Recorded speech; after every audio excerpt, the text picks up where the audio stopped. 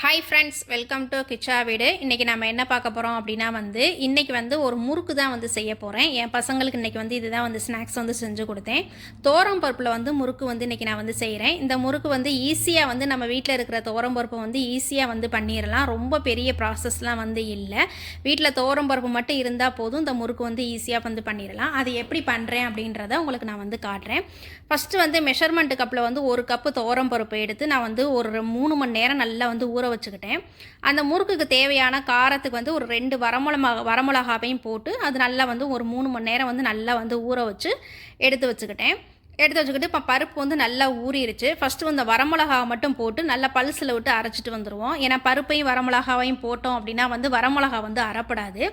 அதனால் அந்த மிளகா ஊறி இருக்கும் நல்லா. அதனால் ஃபஸ்ட்டு பல்சில் அரைச்சிட்டு அடுத்து இந்த பருப்பை தண்ணி இல்லாமல் போட்டு தண்ணி இல்லாமல் வெறும் பருப்பை மட்டும் எடுத்து போட்டு மிக்சியில் போட்டு நல்லா நைஸாக அரைச்சிட்டு வரணும். தண்ணியே ஊற்றக்கூடாது இந்த பருப்புக்கு அரைக்கிறதுக்கு. பாருங்கள், இவ்வளவு நைஸாக பருப்பு அரைப்படணும். அதை ஒரு கிண்ணத்தில் நான் மாற்றிக்கிறேன் முறுக்கு போடுறதுக்கு. இதுக்கு என்னென்ன போடுறேன், என்னென்ன தேவையான பொருள் நான் ஒரு 1/2 ஸ்பூன் சீரகம் போடுறேன். ஒரு 1/4 ஸ்பூன் ஓமம் போடுறேன். அடுத்து இந்த இதுக்கு தேவையான அளவு உப்பு சேர்த்துக்கிறேன். ஒரு 1/4 ஸ்பூன் மஞ்சத்தூள் சேர்த்துக்கிறேன். இந்த முறுக்குக்கு தேவையான அளவு உப்பு சேர்த்துக்கிறேன். கொஞ்சோண்டு ஒரு 1/2 ஸ்பூன் பெருங்காயத்தூள் போடலாம். அந்த வீடியோ ஸ்கிப் ஆகிருச்சு, நீங்கள் சேர்த்துக்கங்க. அப்புறம் இதிலே அந்த மெஷர்மெண்ட் கப்லேயே 1 கப்பு பச்சரிசி போட்டுக்கிறேன். போட்டோன்னு இதுதான் இதுக்கு தேவையானது.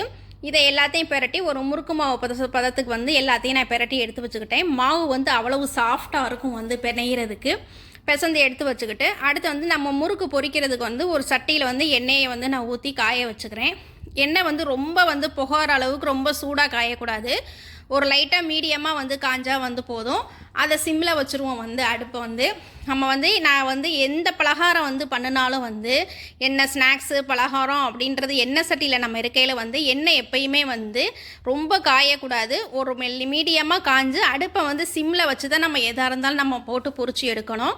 இப்போ நான் அந்த முறுக்கு உரலில் மாவை எடுத்து வச்சுக்கிட்டு நம்ம சட்டியிலே நான் அப்படியே நான் பிழிஞ்சு விட்றேன். தனியாக எடுத்து நான் பிரியலை. ஒரே முறுக்கா பெரிய முறுக்கா நான் புழிஞ்சுக்கிறேன்.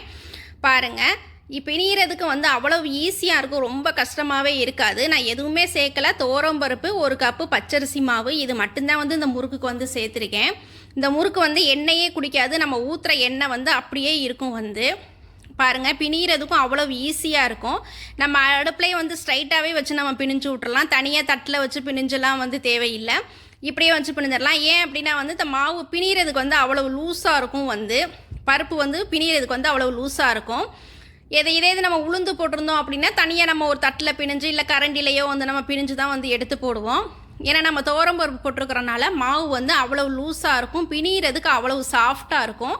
அதனாலே நம்ம ஸ்ட்ரைட்டாகவே எண்ணெயிலே அடுப்பை சிம்மில் வச்சுக்கிட்டு இந்த மாதிரி பிணிஞ்சு விட்டுட்டோம் அப்படின்னா ஈஸியாக இருக்கும் பிணிகிறதுக்கு. பாருங்கள், ஒரே முறுக்கா பெரிய முறுக்காவே நான் பிணிஞ்சுக்கிட்டேன். அவ்வளவு ஈஸியாக இருந்துச்சு, அவ்வளவு டேஸ்ட்டாக இருந்துச்சு. எண்ணெயே குடிக்காது இந்த முறுக்கு. பாருங்கள், நான் ஒரு முறுக்கா உங்களுக்கு நான் எடுத்து நான் போட்டு காட்டுறேன். பாருங்கள், பிணிகிறதுக்கும் அவ்வளவு நல்லா இருக்கும். நான் போட்ட 1 கப்பு மாவில் எனக்கு கிட்டத்தட்ட இந்த மாதிரி நான் பெரிய முறுக்கா போட கிட்டத்தட்ட ஒரு 8 முறுக்கு எனக்கு இந்த மாதிரி பெரிய முறுக்கா வந்துச்சு. என் பசங்களுக்கு இன்றைக்கி ஸ்நாக்ஸ் இதுதான் பருப்பு முறுக்கு தான் இன்றைக்கி நான் செஞ்சு கொடுத்தேன். வீட்டில் பருப்பு இருந்தாலே போதும். இதுக்காக முறுக்கு மாவு உளுந்த மாவு இதெல்லாம் நம்மளுக்கு தேவையே இல்லை. பருப்பு மட்டும் ஜஸ்ட் இருந்தால் போதும். 1 கப்பு பச்சரிசி மாவு இருந்தால் போதும். டக்குன்னு ஒரு முறுக்கு பசங்களுக்கு ஈவினிங் ஸ்நாக்ஸ் செஞ்சு கொடுத்துடலாம். என்னுடைய வீடியோ ஃபஸ்ட் டைம் பார்க்குறீங்க அப்படின்னா கிச்சா வீடு சேனலை சப்ஸ்கிரைப் பண்ணுங்கள். இந்த வீடியோ உங்களுக்கு பிடிச்சிருந்துச்சு அப்படின்னா லைக் பண்ணுங்கள், ஷேர் பண்ணுங்கள், கமெண்ட் பண்ணுங்கள்.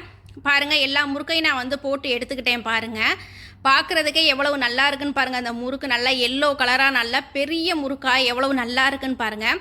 சாப்பிட்றதுக்கும் அவ்வளவு டேஸ்ட்டாக இருந்துச்சு. நான் போட்டு முறுக்கு போட்டு இன்றைக்கி ஸ்நாக்ஸை சாப்பிட்டு பார்த்துட்டு தான் உங்களுக்கு நான் வீடியோவை அப்லோட் பண்ணுறேன். அவ்வளவு டேஸ்ட்டாக இருந்துச்சு. இந்த முறுக்கில் ஒரு எண்ணெய் கூட ஒட்டலை. எண்ணெயே குடிக்கலை. அந்த முறுக்கு அவ்வளவு டேஸ்ட்டாக இருந்துச்சு. ஈஸியாக செஞ்சிடலாம். ஜஸ்ட்டு ஒரு 10 to 15 மினிட்ஸில் இந்த முறுக்கு பசங்களுக்கு உடனே ஸ்நாக்ஸ் செஞ்சு கொடுத்துடலாம். முறுக்கு மாவு இல்லையே அப்படின்லாம் நம்ம யோசிக்க தேவையே இல்லை. ஜஸ்ட்டு வீட்டில் ஒரு பருப்பு கொஞ்சோண்டு பச்சரிசி மாவு இருந்தால் போதும்.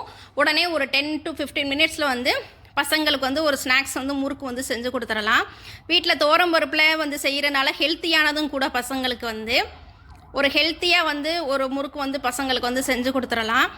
பாருங்கள், இப்போ எல்லா முறுக்குமே நான் வந்து போட்டு எடுத்துக்கிட்டேன். வந்து செய்கிறதுக்கும் அவ்வளோ ஈஸியாக இருந்துச்சு எனக்கு வந்து. பாருங்கள், நான் உங்களுக்கு எல்லா முறுக்குமே நான் போட்டு உங்களுக்கு காட்டி எடுத்து காட்டுறேன். பாருங்கள் எவ்வளவு மொறுன்னு இருக்குன்னு பாருங்கள். இந்த முறுக்கு வந்து கொஞ்சம் பொருளை வச்சே நம்ம நீட்டாக ஒரு ஸ்நாக்ஸ் வந்து பசங்களுக்கு வந்து செஞ்சு கொடுத்துடலாம். முறுக்கு தானே அப்படின்னு ஒரு பெரிய விஷயம்லாம் இல்லை. வீட்டில் இருக்கிற பொருளை ஒரு துவரம் பருப்பு இருந்தாலே வந்து போதும்.